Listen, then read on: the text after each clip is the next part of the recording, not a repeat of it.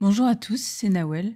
Aujourd'hui, je vous propose un entretien avec Fatia Agag Boudjala, qui est militante laïque et essayiste autour de son livre Combattre le voilement. Sans plus tarder, je vous laisse avec la suite. Bonjour Fatia Boudjala. Bonjour Euh, Nawel. je suis ravie de vous recevoir sur ma chaîne afin de parler de votre livre Combattre le voilement, qui est paru aux éditions du Cerf en 2019. Je vais commencer par une question toute simple. Qu'est-ce qui vous a poussé à écrire ce livre? Comment vous dire? J'ai vu autour de moi des gens qui ne portaient pas le voile se mettre à se voiler et c'était des gens plus jeunes que moi, mes nièces, et c'était des gens plus vieux que moi, ma mère et mes voisines, les mères arabes du quartier. Et je me disais: «Oui, oui, elles conduisent, il y a pas de problème, elles sont libres, elles ont travaillé, elles touchent leur retraite. Pourquoi ce besoin de nouveau se voiler?» Et je me suis dit que c'était vraiment quelque chose qui pour moi était, hem, au cœur de tout. Une militante iranienne disait que le voile était l'équivalent du mur de Berlin et que le jour où le voilement tomberait, bah, comme l'Union soviétique s'était effondrée, bah, les théocraties islamiques, notamment, l'Iran, s'effondreraient aussi. Donc voilà, je me suis intéressée à ça et puis je me suis dit: «C'est pas le voile, il faut pas nommer le voile, le hijab, le niqab, la abaya, le raïs qu'on portait, à Alger. Ma mère, elle portait un grand drap blanc à Oran. C'est pas ça, c'est vraiment l'acte de voiler les femmes. C'est pour ça que j'ai mis ce titre: «Combattre le voilement». Ok. Et comment vous définiriez rapidement le voilement et ses dangers en fait pour les femmes dans notre société? Alors, c'est une pratique patriarcale, misogyne, de contrôle des corps. Il faut dissimuler la chevelure ou le bas du visage ou tout le visage, par exemple avec, la burqa des talibans. Parce qu'en fait, la femme est un risque. Comme dans toutes les sociétés patriarcales, la femme est une vulnérabilité. Par la femme, vous pouvez perdre votre honneur et ça, c'est dans toutes les sociétés patriarcales. Et c'est redoublé, c'est, au carré dans les sociétés arabo-musulmanes parce que c'est à la fois le patriarcat, méditerranéen classique et à la fois le patriarcat, islamique. Donc ces effets, les effets alors moi ce qui me fait toujours rire, c'est quand on me parle des femmes voilées en Europe, en Occident, puis qu'on me dit: «Mais regardez, elles travaillent, elles conduisent, elles ont des chaînes YouTube» ou je sais pas quoi. Oui, bien sûr, mais c'est pas grâce à leur pratique de l'islam et puis c'est pas grâce aux imams ici. C'est parce que dans les sociétés occidentales, l'État empêche les religieux d'aller au bout de leur agenda et le bout de leur agenda, c'est ce qui se passe, en Afghanistan, c'est ce qui se passe au Pakistan, c'est ce qui se passe en Iran. Dans aucune société musulmane, les femmes sont libres. Ça, c'est un fait. Voilà. Donc les effets, ils sont très différents. On a très peu d'études parce que c'est un sujet, hautement inflammable. Hem Vous avez, il y a quelques psychologues qui ont osé écrire qu'il y avait un vrai effet sur les enfants voilés en bas âge, mais il y a très peu d'études parce que c'est religieux et parce que c'est musulman, donc il ne faut pas en parler. Il y a un sens et ce sens, il y a même plusieurs sens, mais tous ces sens vont dans la même direction. La femme est un citoyen second, la femme, doit être vierge, la femme doit être pudique, la femme doit être discrète. Et vous écrivez dans votre livre, sous prétexte qu'en Occident, le voilement n'est pas forcé, ou plutôt que la contrainte est rarement accompagnée, donc je vous cite, hein, «d'effusions de violence». Ces drôles de féministes refusent d'admettre qu'il n'en est pas moins le signe de la subordination de la femme à la sainte trinité patriarcale, comme vous l'avez dit, à l'instant. La femme doit être vierge, la femme doit être pudique, la femme doit être discrète. À titre personnel, je pense que, sans mauvais jeu de mots, ce voile que se mettent ces néo-féministes devant les yeux, étouffe quelque part notre discours. Celles qui ne le leur ressemblent pas, qui n'ont pas le Mmh. même héritage culturel, qui ne sont pas issues des mêmes familles et je me demande quel féminisme est envisageable, face, comment dire? Lorsqu'on ne se dote pas du même niveau d'exigence quelque part, face à tous les patriarcats, et quand on souhaite en fait, la même dignité, pour toutes, ce qui est clairement le but du féminisme et vous reprochez en fait aux néo-féministes comme vous les appelez, peut-être une forme d'hypocrisie, de déni peut-être et de Mmh. tenter de faire taire, celles qui dénoncent d'autres formes de patriarcat, que Ce celui que qui vous les dites, oppresse. ce que vous dites, c'est essentiel, c'est que le combat de toutes les féministes, c'est que les femmes, toutes les femmes du monde aient le même degré de dignité. Or, les néo-féministes, ont substitué à ce combat pour la dignité de toutes les femmes, donc forcément universaliste, hem, des alibis, des prétextes qui, arrivent à complètement marrer l'idéologie islamiste, l'idéologie woke, l'idéologie aussi capitaliste, avec notamment le libre arbitre, avec cet alibi du: «C'est leur choix». Voilà, c'est mon choix. Mon corps, mon choix, je peux me prostituer. Mon corps, mon choix, je peux louer mon utérus à des riches blancs. Mon corps, mon choix, je peux me voiler. C'est pas ça en fait, on se bat pas pour cette maîtrise-là. Il f Cette maîtrise, elle n'est qu'un moyen, parce que c'est toujours nous cantonner dans, la sphère du corps. Nous, on est le corps. Le corps dangereux, le corps exposé, le corps séduisant, on est le corps. Non, notre corps est un moyen et c'est pour ça que le féminisme, c'est politique. Le féminisme, c'est pas livré avec 2 ovaires, c'est pas livré avec l'utérus, c'est politique. Et c'est le combat pour la dignité. Et la dignité, eh bah, c'est quand vous avez une valeur inaliénable qui ne peut pas être négociée, qui ne peut pas être, échangée contre une valeur d'usage. Or, une fille qui n'est pas vierge, bah, sa dot sera inférieure. Or, quand vous vous prostituez, vous, associez à votre corps une valeur d'échange. Je sais pas moi, 40 € pour une pipe, au Bois de Boulogne. Pareil pour la GPA.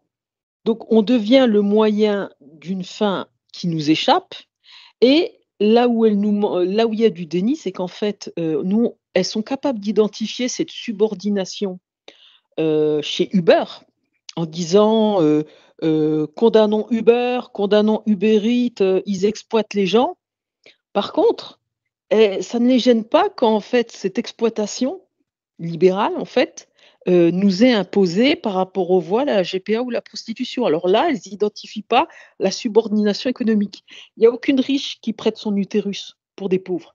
Il y a aucune riche qui taille des pipes à des pauvres gratuitement. Il y a toujours cette subordination économique et c'est contre elle qu'on doit se battre. Et de quelle manière vous pensez-vous que l'argument, de «mon corps, mon choix» se retourne, contre les femmes, dans le contexte, voilà, de cet acte de voilement, de manière précise? Bah, parce que, on vous donne l'illusion d'être maître de vous. C'est comme Uber, on vous dit: «Mais vous êtes votre propre patron». Vous choisissez quand vous travaillez, vous choisissez vos horaires, vous êtes votre propre patron et en fait, ça dissimule le mécanisme de la subordination. En fait, ça vous transfère tous les risques. Aucune protection, donc les patrons sont extrêmement contents. Uber est très content de son modèle, voilà. Donc, il y a cette entreprise de dissimulation et encore une fois, ça détourne les gens en faisant croire qu'en fait la liberté se réduit uniquement à, cette puissance d'agir. Je fais ce que je veux de mon corps, donc je suis libre. Bien sûr, dans les sociétés occidentales, le voilement est un acte libre. Mais l'un des livres les plus importants de ces dernières années, c'est celui de Vanessa Spangora, «Le consentement», qui explique qu'en fait oui, oui, elle n'a pas été violée par Matzneff. Elle était consentante. Et alors? Il n'y a pas de consentement, heu, éclairé, il n'y a pas de liberté de choix éclairé, c'est-à-dire qu'on peut assumer, qui est respectable, qu'on peut défendre, s'il n'y a pas, certains critères qui sont remplis. Il doit y avoir une équivalence morale entre toutes les alternatives qu'on vous propose. Si depuis tout petit, on vous explique qu'en étant voilée, vous êtes pure et qu'en étant non voilée, vous êtes pute, qui va faire le choix d'être une pute? Personne. Donc il doit y avoir une équivalence morale. C'est tu te voiles, tu seras une bonne musulmane, tu te voiles pas, tu seras une bonne musulmane. Ça dépendra de ton comportement. Voilà. Autre critère pour qu'un choix soit vraiment assumé, qu'il soit vraiment éclairé, il faut qu'il y ait, une possibilité de revenir en arrière sans conséquence. Tous ceux qui ont dit: «Ah mais Nel, c'est merveilleux, la chanteuse voilée. Ah là là, regardez ce voile». Là, elle l'a enlevé, ils lui sont tous tombés dessus en la traitant de vendue, de pute, de voilà, de traîtresse. On doit pouvoir revenir sur ses choix sans en être pénalisé socialement, économiquement, voilà. Ça aussi, c'est un deuxième critère et il ne faut pas qu'il y ait cette subordination économique. Or, voilà, le consentement, il y a l'emprise et la plus grande emprise, c'est bien la religion puisqu'on vous éduque dedans depuis toute petite et même la convention des droits de l'enfant, c'est vraiment, un angle mort.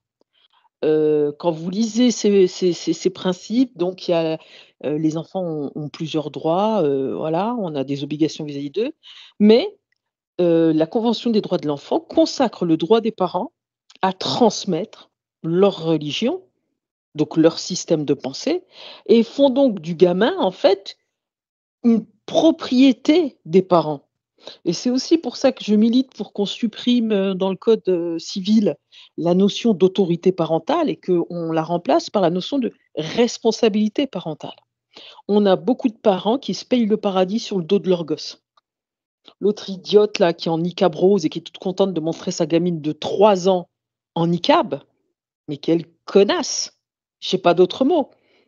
Et c'est pour ça que dans le bouquin, j'ai pu retomber par exemple sur un argument, je trouve qu'on utilise peu. Il y a une commission présidée par l'ancien ministre Jacques Barrot sur les violences éducatives et qui est arrivé à établir un catalogue, une définition beaucoup plus précise des violences. La violence, c'est pas simplement quand vous mettez un coup.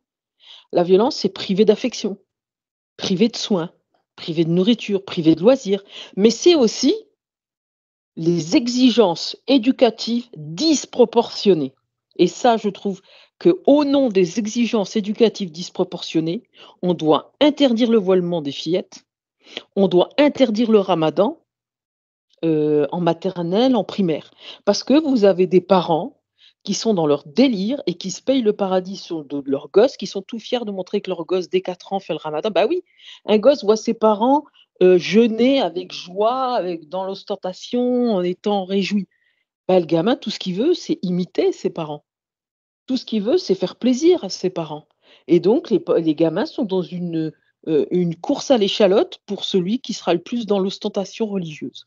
Vous introduisez justement votre livre, avec l'idée et vous venez d'en parler, que vous vous opposez, à l'interdiction du port du voile dans l'espace public, mais que vous trouvez, tout à fait légitime que celui des fillettes et l'interdiction de dissimuler, son visage sur la voie publique. Heu, voilà, ce sont des mesures tout à fait légitimes. En revanche, vous, vous opposez à l'interdiction du port du voile, dans l'espace public pour, les femmes autres que, les mineurs. Est-ce que vous c'est une position que je tiens, également, mais est-ce que vous pouvez, justement développer ce point-là? Alors, il y a ce qu'on souhaite et ce qui est réalisable. C'est pas que je m'oppose à son interdiction. Moi, je rêve d'un monde où les femmes n'aient pas besoin de couvrir leurs cheveux pour rassurer les mecs sur leur virilité, leur honneur. Mais je suis dans ce qui est, raisonnable et ce qu'on peut obtenir. Nous sommes dans un continent et je suis ravie d'être née de ce côté-là de la Méditerranée, contrairement à la moitié de mes frères. Nous sommes dans un continent, avec des états de droit qui, posent comme règle absolue la liberté et comme exception les restrictions à cette liberté. Donc, il y a la liberté reconnue par la Convention européenne, heu il y a la liberté religieuse. Il y a la liberté de religieuse. Vous avez même le droit d'entrer dans une secte, il y a aucun problème. Vous pouvez vous enfermer dans un couvent pendant 45 ans, ne plus parler pendant 45 ans dans un couvent, vous pouvez. Voilà, c'est la liberté de religion, c'est la règle. Donc jamais on ne pourra obtenir l'interdiction du voile sur la voie publique, jamais. Par contre, la Convention européenne, la CEDH, comme la Cour de justice de l'Union européenne, la Cour européenne des droits de l'homme et la Cour de justice de l'Union européenne, ont, déjà pris des arrêts pour dire que oui, un État est fondé pour, fixer des restrictions et des règles. Alors quand, la France a fait voter la loi, de 2010 interdisant, de couvrir son visage complètement. Bien sûr, il y a eu une plainte d'une dame qui voulait porter une burqa, qui a donc poursuivi la France devant la Cour, européenne des droits de l'homme et le représentant de la France avait 2 séries d'arguments. Son premier argument, c'est: «C'est une mesure de sécurité. Nous avons des attentats en France. Par sécurité, nous devons pouvoir avoir accès au visage». La CEDH a débouté la France sur ce point-là. On ne peut pas restreindre la liberté d'un maximum de gens sur un prétexte aussi large que la sécurité. Par contre, la deuxième série d'arguments a été retenue par la CEDH et c'est comme ça que cette loi de 2010 a été validée. C'est le droit d'un État à défendre une forme de sociabilité pour sa nation. Et la CEDH reconnaissait que le voile était difficilement compatible avec une égalité des droits entre les femmes et les hommes, je cite. Donc la France, l'État français, a le droit de défendre son modèle républicain, un modèle de nation républicaine avec l'égalité femmes-hommes comme pierre angulaire. Et là, la CEDH a dit tout à fait on peut. Donc oui, dans le cadre du travail, on peut interdire le voile. Il faut que ce soit écrit dans le règlement intérieur et que ce soit justifié pour des mesures de sécurité, d'hygiène ou parce qu'on a des clients et qu'on n'a pas envie que les clients se disent: «Ah tiens, je suis face à une islamiste». J'avais fait des exercices avec mes élèves, hein, quand j'étais prof d'histoire géo et je leur demandais de donner des arguments pour, voilà, en imaginant des situations à une gamine, m'expliquer, j'avais trouvé ça très intéressant. Elle me disait elle n'aimerait pas avoir affaire à des caissières, une gamine musulmane, qu'elle n'aimerait pas avoir affaire à des caissières à Primark voilées. Je lui ai dit: «Pourquoi?» Elle me dit: «Mais j'aimerais pas parce que je me sentirais jugée, je pourrais pas prendre ce que je veux comme vêtements». Et je lui disais: «Mais voyons, elle va pas vous juger, elle va pas vous dire: "Tu as pas honte d'acheter ça, tu es musulmane, tu dois pas acheter un string"». Elle a dit: «Oui, mais juste voir le voile, eh bah, c'est moi qui vais m'interdire». Voilà, c'est cette et en fait, ça aussi, c'est le voile, ça crée une tension que vous n'avez pas. Ça crée une charge mentale là où il y en avait pas. Donc vous avez pas acheté de string parce que vous êtes face à une nana voilée, vous n'avez pas acheté un sandwich au jambon parce que vous êtes face à une femme voilée et c'est toutes ces phrases de: «Par respect pour moi, beh, tu manges pas pendant le ramadan». Donc on crée un réseau de surveillance digne de la Stasi où chaque, personne qui nous ressemble est en fait un flic qui se surveille et qui nous surveille nous-mêmes pour voir si on est dans la bonne pratique. Voilà. Donc moi, je veux interdire le voilement des fillettes parce que ça peut être appliqué grâce à la loi en vertu de ce principe d'exigence éducative disproportionnée. Par exemple, les concours de minimis. Les concours de minimis ont été interdits.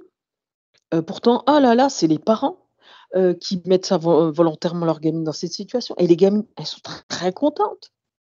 Mais c'est une exigence éducative disproportionnée. Vous, mettez votre, fille dans une situation de compétition avec des vêtements, une pression, du maquillage, voilà. Donc on doit protéger, il doit y avoir un principe de précaution pour les enfants. Dans les entreprises, on peut, mais pas dans toutes les situations. Si vous êtes téléopérateur, en fait, ça, vous pouvez être voilé, ça c'est on ne pourra pas l'obtenir et enfin à l'école. L'école, c'est la mère des batailles. C'est pour ça que c'est l'école qui est attaquée par, au couteau, hein, attaquée par des terroristes, de manière pratique, mais aussi la cible de toutes les attaques, des officines, des influenceurs islamistes, islamo-gauchistes, parce que c'est le seul endroit où on pourrait envisager d'être musulman de manière autonome et sans être dans l'ostentation. Ça a été mon cas, voilà, moi je suis fille d'immigrés, heu, on se posait pas ces questions et pendant quelques heures dans la journée, on se dit pas: «Tiens, je suis musulman, tiens, je suis, chrétien, tiens, je suis athée». On se dit pas ça. On fréquente des gens différents. Mais là, ah, ça n'existe plus. Ça, c'est insoutenable pour certains que ce temps-là leur échappe. Ils sont dans le contrôle de la population. Le contrôle de la population, il sera efficace s'il se passe par les femmes, puisque c'est les femmes qui élèvent les gosses et s'il passe par l'école parce que, vous avez les gamins depuis tout petit et donc vous pouvez les cylindrer, les embobiner, les dresser, heu, par rapport à ce que vous voulez qu'ils fassent. Vous évoquez à de nombreuses reprises, justement cette, pression communautaire, croissante aujourd'hui. Donc vous parlez de communautarisme et je me demande comment est-ce que les injonctions à la pudeur, présentes dans les quartiers les plus islamisés, c'est un terme que j'emploie pas beaucoup, ghettoisés se manifestent-elles? Bah, écoutez, déjà, c'est pas nouveau. Quand j'étais gamine, on n'avait pas la MJC. La MJC, c'était pour les garçons. Quelle que soit l'activité, à partir du moment où il y avait un garçon, on devait dégager. Donc c'est assez ancien quand même. On avait évolué et là, je trouve qu'il y a un immense retour en arrière. Pareil en Algérie, certains disent: «Oui, mais à l'époque, les gens étaient pas voilés». Mais mon œil, mon père, il était issu d'un bled. Ma mère, elle devait montrer qu'un seul œil. Voilà et quand je suis sortie, moi, le premier soir, mes frères m'ont dit: «Oh, c'est pas la France ici, tu rentres». Je pouvais pas plus être à côté d'eux. Donc c'est assez ancien. Mais on avait réussi à s'en libérer grâce aux études, grâce au fait d'avoir un travail. On s'était, voilà, ouvertes et on était entrées, voilà, on avait cette forme de sociabilité où on n'a rien trahi, où on restait ce qu'on était, mais on avait des rapports apaisés en se débarrassant de ça. On avait réussi à obtenir ça et en fait, il y a eu un immense retour en arrière à cause notamment de cette ghettoisation absolument persistante et une ghettoisation un peu schizophrénique. C'est-à-dire, que vous avez des gens qui vivent en HLM, toute leur vie, comme le disait le préfet, Michel Auboin, qui vient de faire une étude, à ce niveau-là et puis d'autres qui sont là dans: «Ah la France, regardez dans quoi elle nous met dans les quartiers pourris, nin». Vous leur dites: «Qui a une maison au bled?» Bah là, ils ferment leur bouche et en fait, ils se victimisent alors que leurs parents ont fait un arbitrage et quand on fait un arbitrage, c'est qu'on est libre. Les parents ont choisi d'investir au bled. Parce que pour le prix d'un petit appartement en France, bah, vous avez une immense baraque en Algérie, au Maroc, en Tunisie. Donc c'est un choix de rester dans ces quartiers-là. C'est un choix d'investir au bled plutôt que d'investir en France. C'est donc un arbitrage. Mais non, on préfère cette victimisation. Et puis vous avez cette espèce de, retraditionnalisation, pour reprendre le terme d'un chercheur allemand. C'est-à-dire que, heu par exemple, en première ou en seconde noces, 3 de mes frères ont épousé une cousine au bled.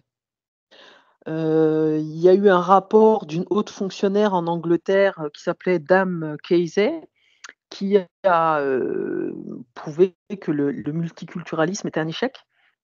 Elle a remis son rapport au Premier ministre Cameron et elle prenait l'exemple d'un conseiller municipal, sur les 11 conseillers municipaux qui étaient tous d'Asie centrale. Alors les Anglais aiment bien dire d'Asie centrale, en fait c'est du Pakistan et du Bangladesh, on va être clair.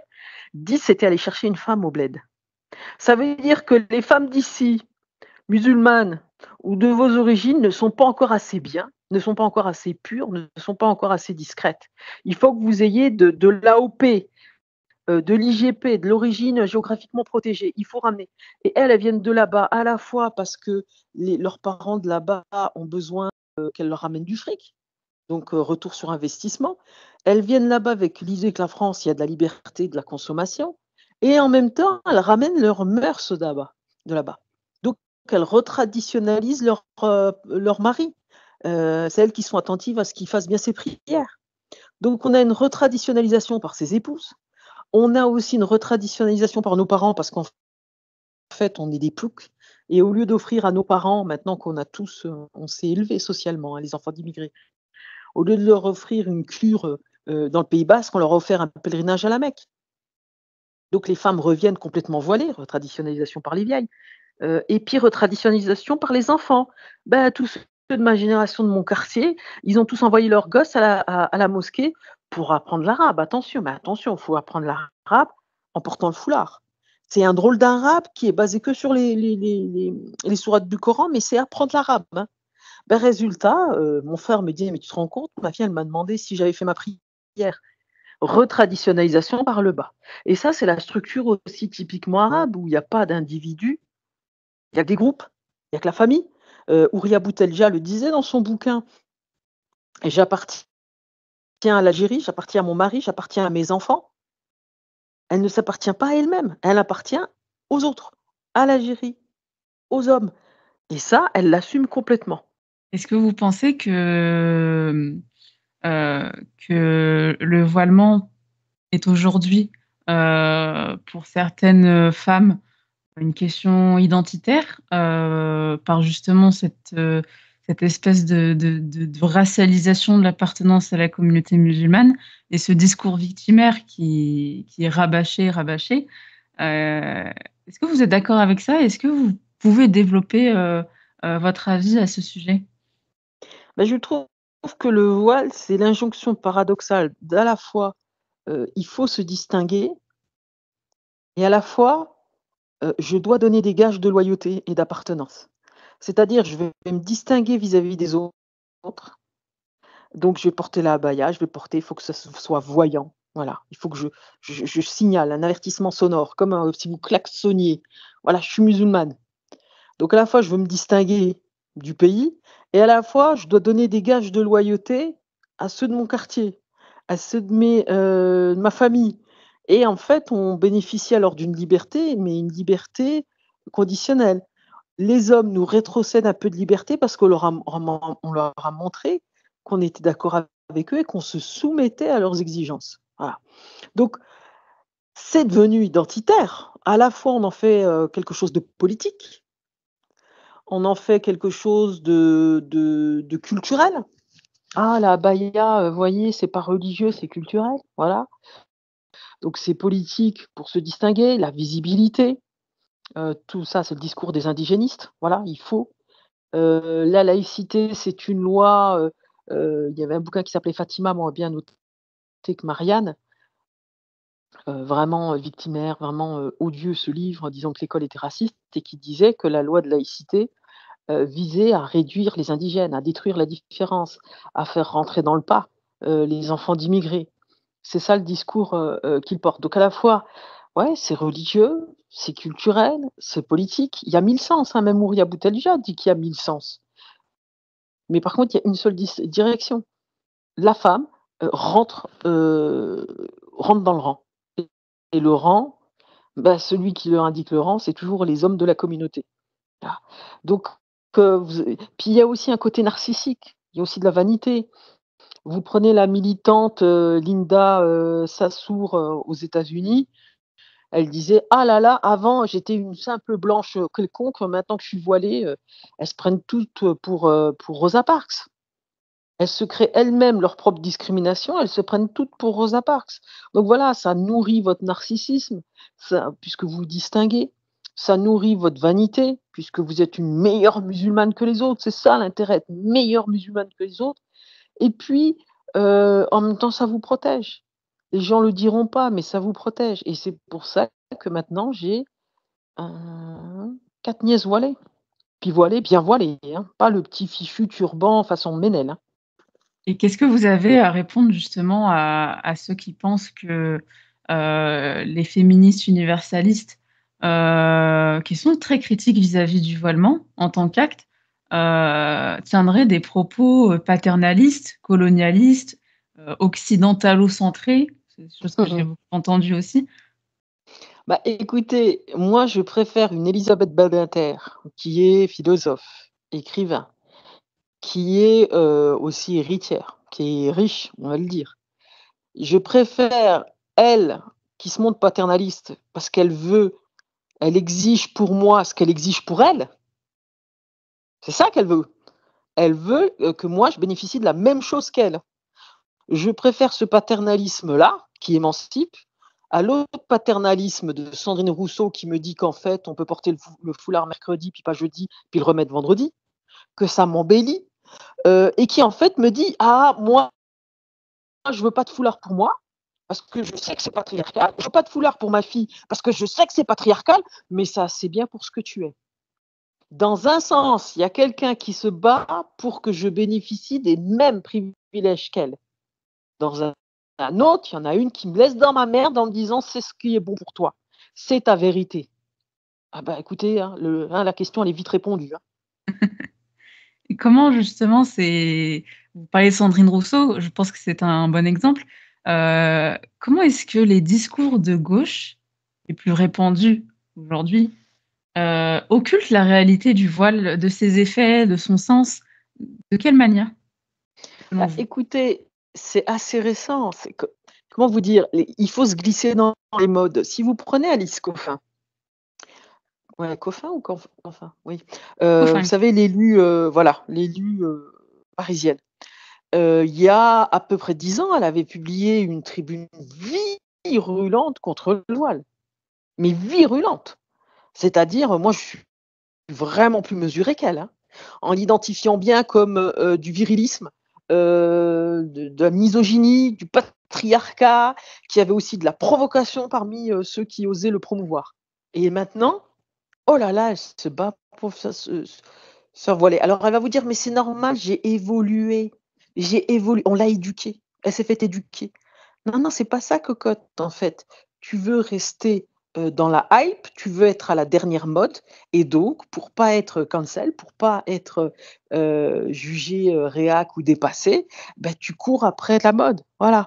Donc il y a tout ce discours de gauche qui, heu, qui est déjà dans cette hypocrisie de se dire: «Voilà, maintenant, c'est la mode, donc on doit se battre pour ça».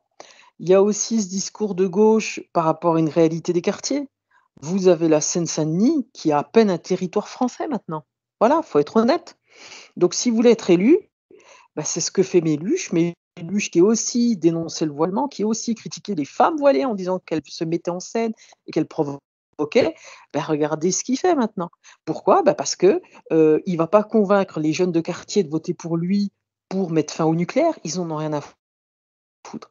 Il va les convaincre en les flattant dans le sens du voile, dans le sens religieux, en leur disant que l'État est raciste, que c'est pas grave d'aller en tôle parce que vous dealez, c'est pas grave, la preuve, il y a même un député qui se vante de dealer.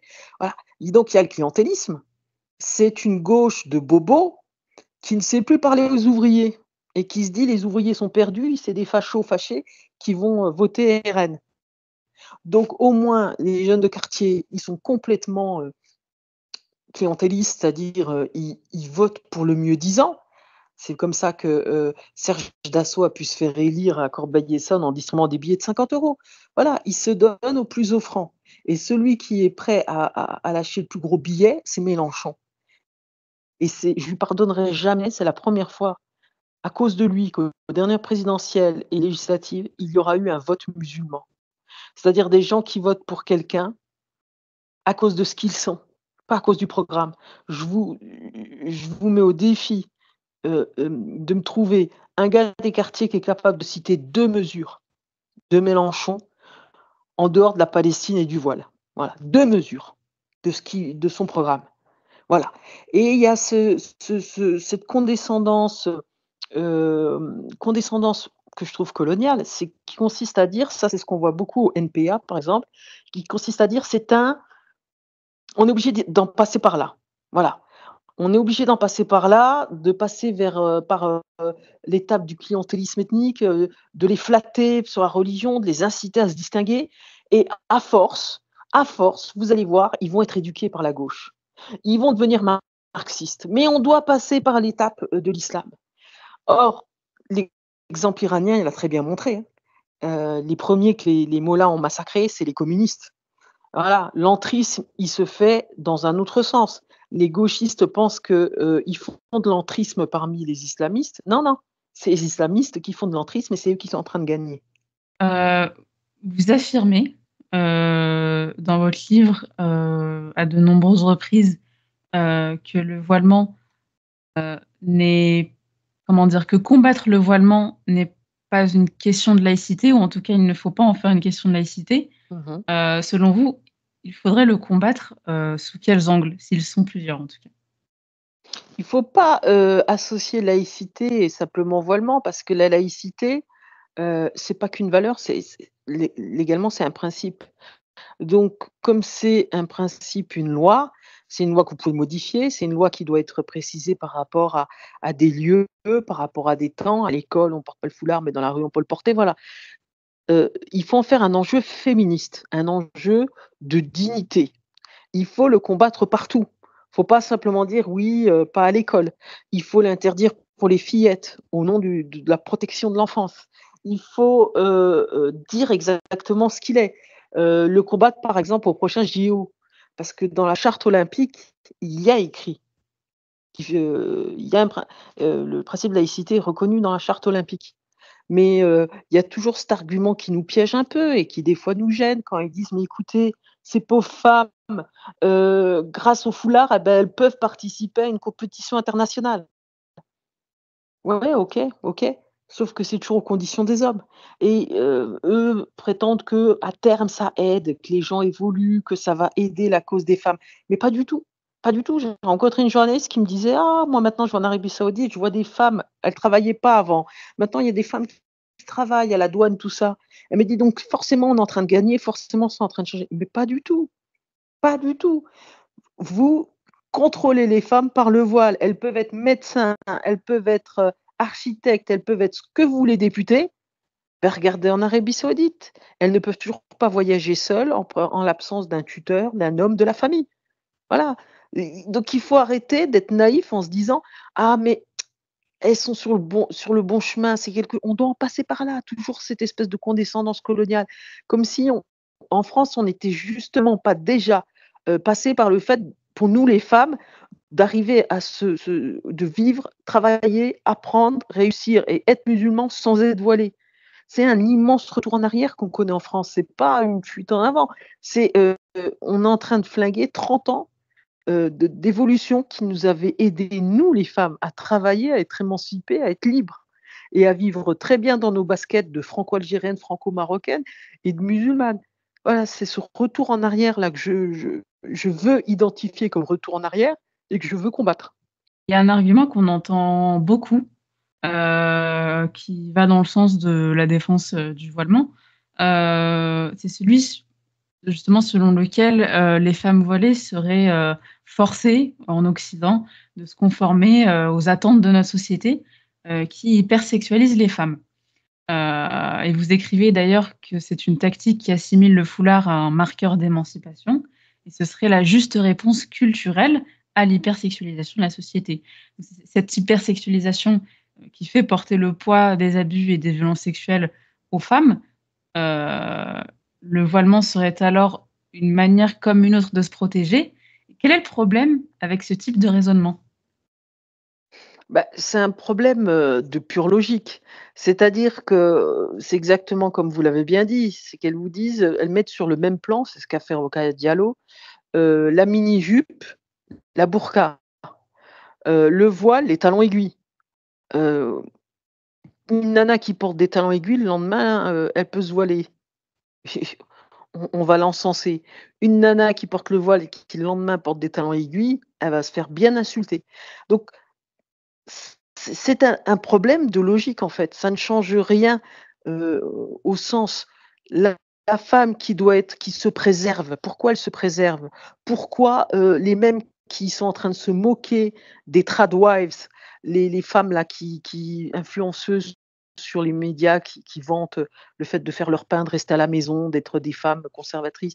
Hem, les mêmes comme les Inrocks qui se moquaient des femmes, qui participaient à des cérémonies de la rose dans les églises pour, afficher le fait qu'elles étaient vierges. Ils se moquaient de ça, par contre chez les Arabes, c'est tout à fait normal. Encore une fois, on est dans un repère orthonormé, c'est les hommes qui sont au centre, c'est les hommes qui décident.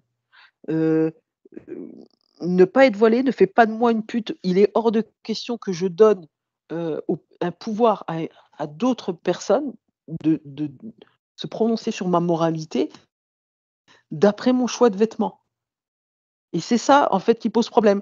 Qu'elles disent que oui, elles sont gênées par les minimis, donc des filles qui sont en ultra mini-jupe, mais elles sont pas gênées par des filles, fillettes voilées, comme si en fait, elles étaient déjà un risque, elles sont déjà un risque, elles doivent déjà être pudiques parce qu'il faut les protéger contre leurs tendances, il faut les protéger contre les hommes. Non!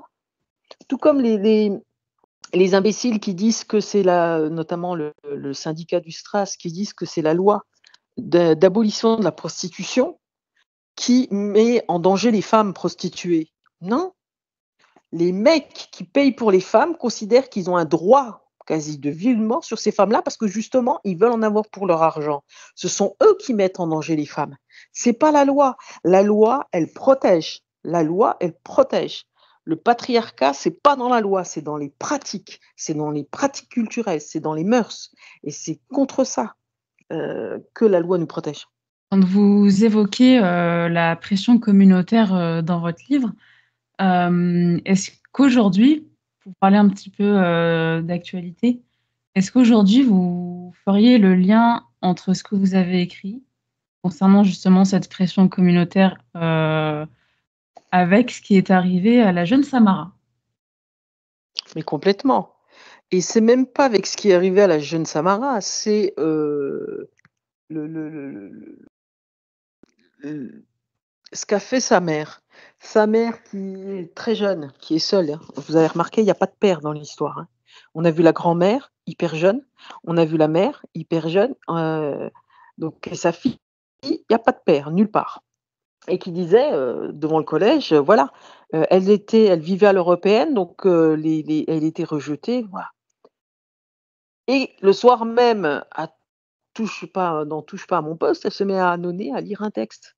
Un texte où elle dit que sa fille est pieuse, qu'elle fait ses prières. Elle est obligée de se justifier et c'est normal, je vais pas lui en vouloir parce que les caméras, elles s'éteignent, ils se barrent, les journalistes dans leur beau quartier. Elle, elle doit se taper ce quartier. Elle doit continuer à vivre dans ce quartier et elle a été obligée de donner des gages de loyauté, de rentrer encore une fois dans le rang. Donc c'est complètement ce qui est arrivé à Samara, mais c'est complètement ce qui est arrivé à Shaina. Celle qui a été, poignardée et brûlée vive par son petit copain. Le petit copain qui était sorti avec elle parce qu'elle passait pour une fille facile. Elle avait été victime de viol, requalifié par cette, dégueulasse justice française en atteinte sexuelle. Voilà, parce qu'en fait, c'est pas grave, une fille dans les quartiers, c'est comme ça qu'en fait on vit, c'est normal et qui a été assassinée par son mec, qui a pas supporté qu'elle soit enceinte de lui. Il pouvait pas être le père de la fille d'une pute. Voilà. Et quand il est au tribunal, au lieu de s'excuser, pourquoi il fanfaronne, pourquoi il est véhément, pourquoi il leur crache dessus, pourquoi il les insulte? Parce qu'il est soutenu par son quartier, parce qu'il est soutenu par sa famille. Il est soutenu par sa famille. Pourquoi? Bah, parce qu'il a défendu l'honneur. Ce sont des crimes d'honneur. Tout comme cet Afghan, hein, au lieu de récupérer les femmes afghanes, on récupère les cassos, les tarés afghans, qui est allé tuer un Algérien kabyle qui buvait une bière sur les quais de Bordeaux. Mais c'est un crime d'honneur. Et ça, l'honneur, c'est ce qui tue nos communautés arabo-européennes. Ça nous tue. Je discutais avec mon frère, mon frère le plus proche, et puis qui est né en France. Et hyper homophobe, bien sûr, hein, comme tout le monde dans ma famille et comme dans les quartiers. Et je lui posais la question, je fais: «Mais écoute, tu préfères quoi? Que ton fils soit en tôle pour meurtre ou qu'il soit homo?» Il me dit: «Bah, je préfère aller le voir en prison». Mais vous vous rendez compte l'inversion des valeurs? Il y a aucune éthique. C'est, tu deals, tu voles, tu violes, c'est pas grave tant que tu fais le ramadan.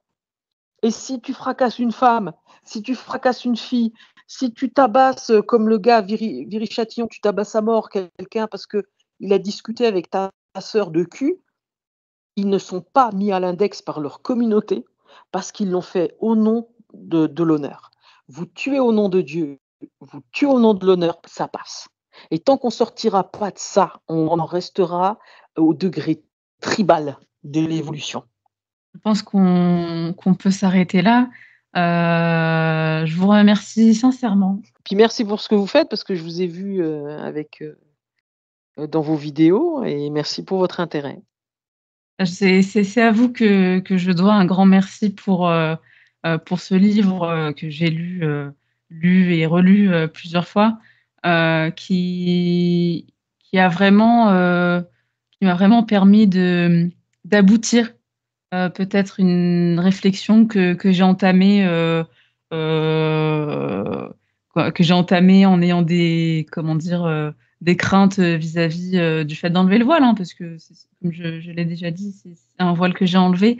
Donc ça m'a vraiment convaincue et confortée dans l'idée que j'ai peut-être fait le bon choix, malgré les conséquences. Donc voilà. En tout cas, je vous remercie très sincèrement. C'est terrible qu'il y ait des conséquences et vraiment ce que vous me dites, m'honore grandement parce que Voilà, je l'ai voulu comme un argumentaire, comme féministe, j'ai dédié à toutes mes nièces, et puis ça demande un courage immense, en fait. Le courage, c'est pas d'aller dans le sens des intersectionnels et des islamistes.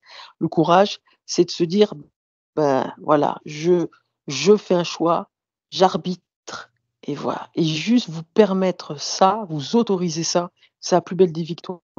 Merci Merci infiniment beaucoup. Nawel, bonne fin de journée. Au Merci à vous revoir. aussi, au revoir.